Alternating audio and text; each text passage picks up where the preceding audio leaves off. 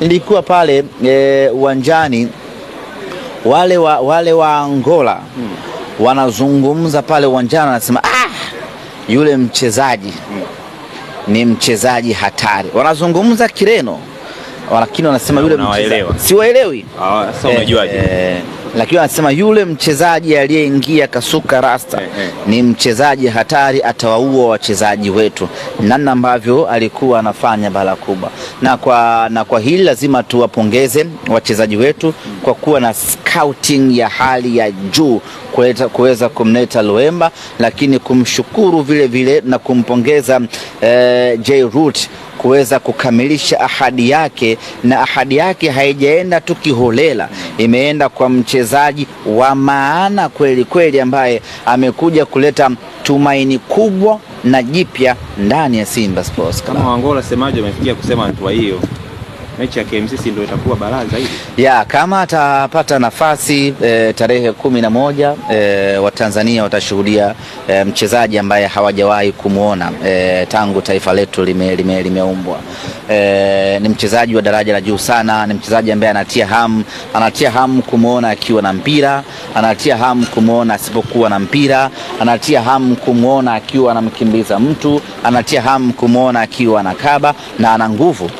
Jana uliona alipewa pasi na Duchu, alafu kuna mchezaji wa Petro akawa anakaribia kuwahi ule mpira, basi alimpa bega moja, yule bwana akagalagala mpaka nje ya uwanja, ino akachukua mali kampa Aniset Oura akaipiga ndefu kule kwa mwalimu akaingia nayo.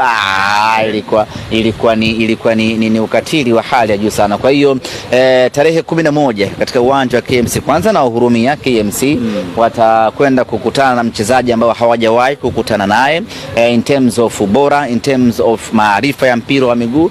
Maana yake ni kwamba wataenda kuteseka maradufu, lakini majukwaani na kwenye TV mashabiki wataenjoy kumuona Aniset, kumuona Ino Luemba. Mimi niwaite mashabiki wa Simba, unajua wachezaji wa aina ya kina Luemba tumezoea kuwaona kwenye TV wakicheza, kwa maana kwamba wakicheza huko mbalimbali maulaya.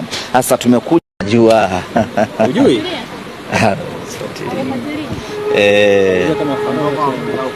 yangu yamenizonga vibaya mno. Yangu yamenizonga. Labda pengine mpaka wiki ijayo naweza nikapata utulivu wa kuanza kupitia kundi moja baada ya jingine. Sasa hizi Simba yangu ina nani? Inanipeleka puta, kwa hiyo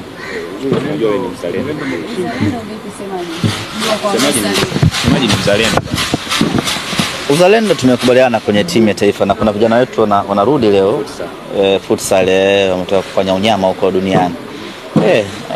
Kwenye klabu hapana, kila mtu apambane na hali yake.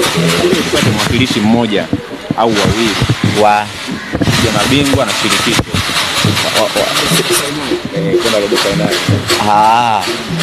wapambane. Sisi mwaka huu mambo hayajakuwa mazuri kwetu, kwa hiyo anayeweza pambane, nafasi iko wazi. Sisi hatuna nafasi. Kwa kama kuna mtu ana nafasi huko kwake, apambane. Pambane. Kilo safi kwa nani? Kwa mwakilishi. Anyway, wewe hujafuatilia kundi. Azam ana alama 9 mpaka sasa hivi. Okay. Yanga ana alama 5. Kwa hiyo hao wawili wanatoa zaidi nafasi, kwa sababu Singida jana amepoteza zile mbele ya Stellenbosch. Mbele ya Sierra Leone. Naye bado ana nafasi. Singida hana nafasi. Wakapambane. Wakapambane. Hiyo kilo safi. Wakapambane tu. Kutoka moyoni sema.